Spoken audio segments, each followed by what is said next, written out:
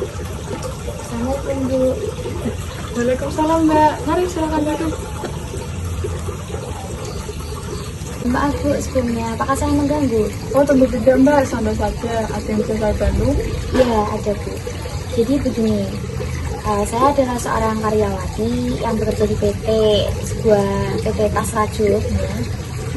Kurang lebih saya sudah 1,5 tahun ini bekerja di PT.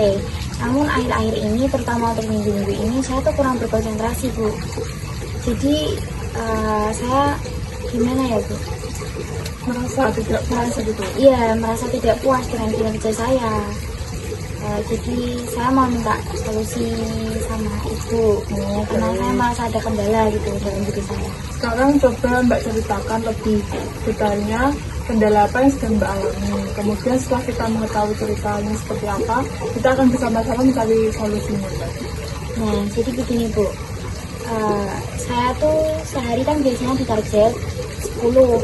Nah, saya cuma bisa mencapai kurang lebih 8-7 aja Bu. Nah, itu terjadi tuh berkali-kali. Padahal saya udah mencoba untuk konsentrasi, tapi namun gimana ya Bu, tetap aja nggak bisa gitu. Jadi saya sering dimarahin oleh atasan, bahkan sampai dipotong gaji saya. Kira-kira apa yang membuat Mbak itu tidak target dalam bekerja? Sebenarnya saya juga kurang tahu sendiri apa penyebabnya, kenapa saya tidak bisa semangat bekerja. Ada yang juga bisa konsentrasi, bisa kerja, tapi nggak tahu akhir-akhir ini. Dan saya juga karena dapat karena sering dimarahin juga, dapat teguran dan juga dipotong gajinya tuh bikin semangat saya hilang Bu. Jadi menurut Ibu bagaimana? Ini dari cerita yang Mbak ceritakan ke saya dapat saya simpulkan bahwa Mbak ini seorang karyawati yang bekerja di perusahaan Tas Rajut. Dan Mbak itu tidak bisa terutama minggu-minggu ini Mbak itu tidak bisa target dalam menyelesaikan tas. Nah sehingga Mbak itu mendapat teguran karena Mbak sering mengulanginya, Mbak mendapatkan peringatan berupa dimarahin dan gaji pun juga dipotong. Betul Mbak? Iya Bu, bahkan saya sudah mendapat peringatan juga jika saya akan dipecat jika tidak target lagi. Begini, setelah Mbak mendapatkan peringatan, apakah tekad bekerja Mbak itu semakin meningkat dan semangat Mbak itu semakin meningkat atau sebaliknya? Sebenarnya saya sudah pasrah, bahkan semangat saya sudah hilang. Tapi saya tuh sangat suka dengan pekerjaan saya karena juga tidak terlalu sulit, tidak terlalu berat. Jadi menurut Ibu bagaimana?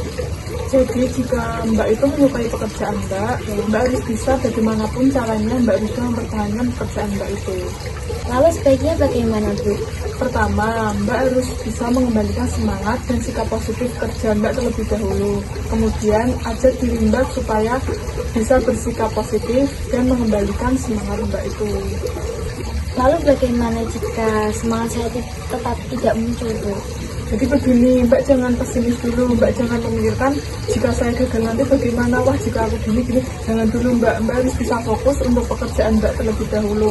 Mbak keluarkan semangat Mbak, ajak diri Mbak itu supaya bisa bekerja sama untuk bisa bertanggung jawab dan menyelesaikan pekerjaan Mbak tersebut. Baiklah Bu, saya akan mencobanya. Bagus Mbak, kemudian Mbak harus bisa mengatur konsentrasi Mbak saat bekerja. Dan juga Mbak tadi bilang kan bahwa Mbak menyukai pekerjaannya, maka Mbak sebisa mungkin harus bisa mempertahankan pekerjaan itu. Mbak harus bisa bertanggung jawab menyelesaikan pekerjaan itu sehingga bisa target kembali.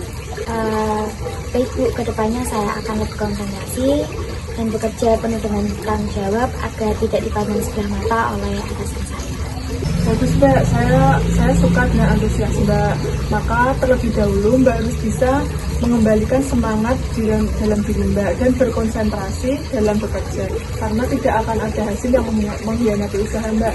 Jika usaha Mbak itu benar-benar bagus dan besar, insya Allah Mbak akan sukses dan berhasil untuk kedepannya. Amin Bu, baik terima kasih. Iya Mbak, sama-sama. Atau nanti bisa jadi Mbak membuka usaha sendiri untuk Tas Rajut atau membuka les private gitu kan lumayan Mbak. Ibu bisa saja. Iya Bu, sekali lagi saya ucapkan terima kasih sudah mendengarkan cerita saya dan memberi solusi saya. Ya, sama-sama. Dan saya juga berterima kasih kepada Mbak sudah percayakan cerita Mbak itu terhadap saya dan juga bisa menerima saran saya. Baik Bu, kalau begitu saya permisi dahulu. Iya Mbak, semoga masalah Mbak itu bisa segera teratasi. Amin. Dan gaji Mbak bisa kembali lagi. Amin. Dan atasan Mbak itu suka dengan kinerja Mbak. Amin. Terima kasih ya Bu. Iya, hati-hati ya Mbak. Ya, permisi. Iya.